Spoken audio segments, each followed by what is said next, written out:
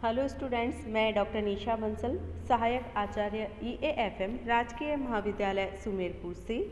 आज के वीडियो में हम बात करेंगे बीकॉम प्रथम वर्ष के लिए प्रश्न पत्र प्रथम व्यावसायिक अर्थशास्त्र।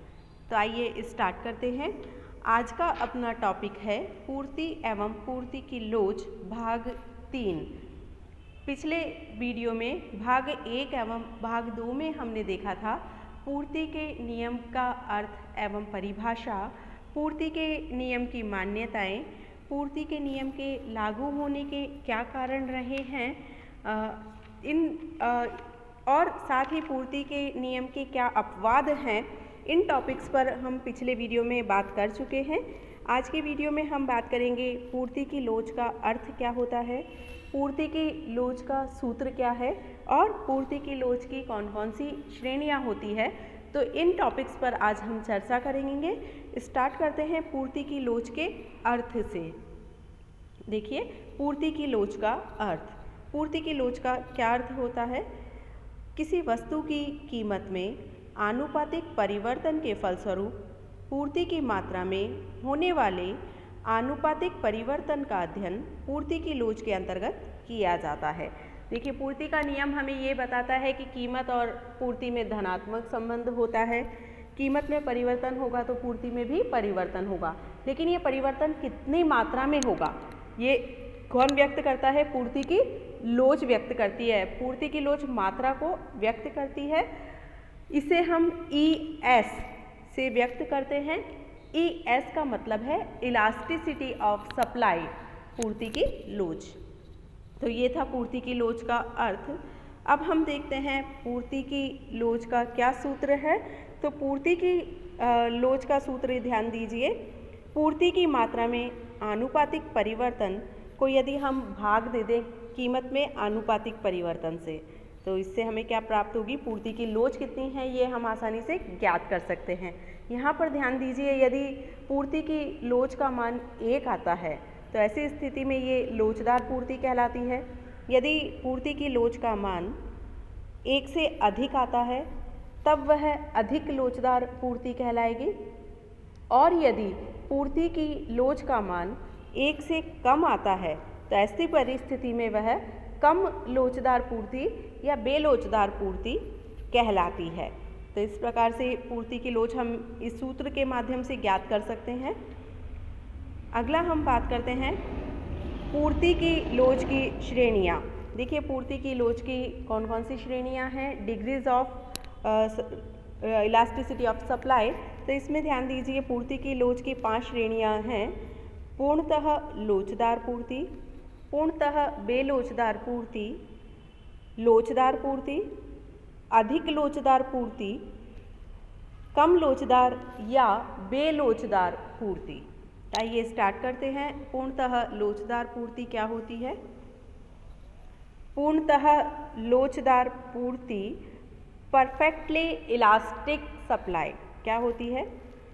किसी वस्तु की कीमत में कोई परिवर्तन नहीं होने पर भी पूर्ति की मात्रा में बहुत अधिक परिवर्तन होते हैं तो इसे पूर्णतः लोचदार पूर्ति कहते हैं। तो इस प्रकार से पूर्णतः लोचदार पूर्ति से क्या तात्पर्य हुआ? जब किसी वस्तु की कीमत में कोई परिवर्तन नहीं हो रहा है लेकिन उसकी पूर्ति में बहुत ज़्यादा परिवर्तन होते हैं, तो इस प्रकार की पूर्ति क्या कहलाती है? पूर्णतः लोचदार पूर्ति। लेकिन वास्तव में यदि देखा जाए तो यह एक काल्पनिक विचार है और वास्तविक जीवन में ऐसी कोई वस्तु नहीं पाई जाती जिसकी कीमत में कोई परिवर्तन नहीं हो लेकिन उसकी पूर्ति में बहुत ज़्यादा परिवर्तन हो रहे हैं। इसलिए बिल्कुल ये एक व्यवहारिक विचार नहीं है, यह एक काल्पनिक विचार है। इसमें पूर्ति रेखा OX अक्ष के समानांतर होती है और ES बराबर अनंत को व्यक्त करती है, अर्थात इस कीमत पर कितनी भी मात्रा में पूर्ति की जा सकती है। तो ऐसी पूर्ति कहलाती है पूर्णतः लोचदार पूर्ति। नेक्स्ट श्रेणी है पूर्ति की पूर्णतः बेलोचदार पूर्ति, परफेक्टली इन इलास्टिक सप्लाई। इसके अंतर्गत देखिए ये क्या होती है? वस्तु की कीमत में अत्यधिक परिवर्तन होने पर भी पूर्ति की मात्रा में कोई परिवर्तन ना हो तो वह पूर्णतः बेलोचदार पूर्ति कहलाती है। कहने का तात्पर्य हुआ कि कीमत में तो बहुत अधिक मात्रा में परिवर्तन होते हैं, लेकिन पूर्ति की मात्रा में कोई परिवर्तन नहीं हो रहे हैं, तो ऐसी पूर्ति क्या कहलाएगी? पूर्णतः बेलोचदार पूर्ति।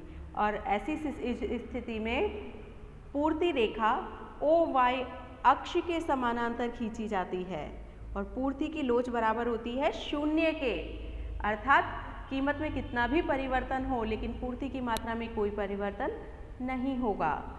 लेकिन यह भी एक काल्पनिक विचारधारा ही है और वास्तविक जीवन में इस प्रकार की कोई भी वस्तु नहीं पाई जाती जिसकी कीमत में तो बहुत अधिक परिवर्तन होते हैं लेकिन उसकी पूर्ति में कोई परिवर्तन नहीं हो पा रहे हैं। इस प्रकार से ये एक काल्पनिक विचारधारा है। पूर्णतः लोचदार पूर्ति और पूर्णतः बेलोचदार पूर्ति दोनों ही परिस्थितियाँ काल्पनिक हैं। व्यवहारिक जीवन में इस प्रकार की कोई भी वस्तु नहीं पाई जाती, अतः इस प्रकार की कोई भी परिस्थिति नहीं पाई जाती। नेक्स्ट हम देखते हैं लोचदार पूर्ति। लोचदार पूर्ति क्या होती है? किसी वस्तु की कीमत में आनुपातिक परिवर्तन के फलस्वरूप पूर्ति की मात्रा में होने वाले आनुपातिक परिवर्तन समान होते हैं तो इसे लोचदार पूर्ति कहते हैं। देखिए, जब कीमत और पूर्ति में समान अनुपात में परिवर्तन होते हैं तो ऐसी लोच क्या कहलाती है? लोचदार पूर्ति। मान लीजिए कि कीमत में 20% की वृद्धि होती है तो पूर्ति में भी 20% की वृद्धि होगी, तो ऐसी पूर्ति क्या कहलाएगी? यानी कि अनुपात समान रहेगा दोनों में, तो ऐसी पूर्ति कहलाएगी लोचदार पूर्ति। नेक्स्ट हम देखते हैं इसमें अधिक लोचदार पूर्ति। अधिक लोचदार पूर्ति क्या होती है? देखिए आप, हाईली इलास्टिक सप्लाई। किसी वस्तु की कीमत में परिवर्तन के फलस्वरूप पूर्ति में होने वाले परिवर्तन अधिक होते हैं तो इसे अधिक लोचदार पूर्ति कहा जाता है।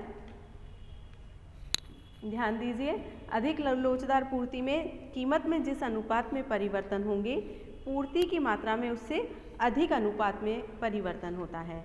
मान लीजिए कीमत में 20% के परिवर्तन होता है तो पूर्ति में 20% से अधिक, मोर देन 20% के परिवर्तन होंगे। मान लीजिए कीमतें 20% से बढ़ती है तो पूर्ति की मात्रा मोर देन 20% यानी कि 25%, 30% या आगे कितना 40-50% कितना भी बढ़ सकती है। तो इस प्रकार की पूर्ति क्या कहलाती है? अधिक लोचदार पूर्ति, जिसमें कीमत में जितना परिवर्तन होगा पूर्ति की मात्रा में होने वाले परिवर्तन उससे अधिक मात्रा में होते हैं, तो ऐसी पूर्ति कहलाती है अधिक लोचदार पूर्ति। नेक्स्ट देखिए, अगली श्रेणी है कम लोचदार पूर्ति या बेलोचदार पूर्ति, इन इलास्टिक सप्लाई। यहाँ पर ध्यान दीजिए, इसका क्या तात्पर्य है? किसी वस्तु की कीमत में होने वाला आनुपातिक परिवर्तन अधिक होता है और उसके परिणाम स्वरूप वस्तु की पूर्ति में होने वाला आनुपातिक परिवर्तन कम होता है तो इसे बेलोचदार पूर्ति कहते हैं। यानी कि कहने का तात्पर्य ये हुआ कि कीमत में जितने परिवर्तन होंगे उसके अनुपात में पूर्ति की मात्रा में परिवर्तन कम होंगे, तो ऐसी वस्तुओं की पूर्ति को कम लोचदार या बेलोचदार पूर्ति कहा जाएगा।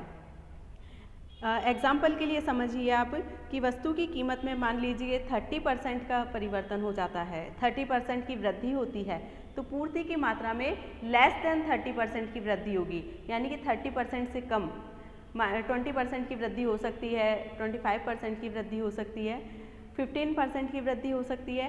तो इस प्रकार यदि वृद्धि होती है पूर्ति में कीमत के अनुपात में तो ये क्या कहलाएगी? कम लोचदार पूर्ति या बेलोचदार पूर्ति। अर्थात कीमत में जितना परिवर्तन होगा उसके अनुपात में पूर्ति की मात्रा में जो परिवर्तन होंगे वो तुलनात्मक रूप से कम मात्रा में होंगे, कम अनुपात में होंगे। तो इस प्रकार की पूर्ति कम लोचदार या बेलोचदार पूर्ति कहलाती है।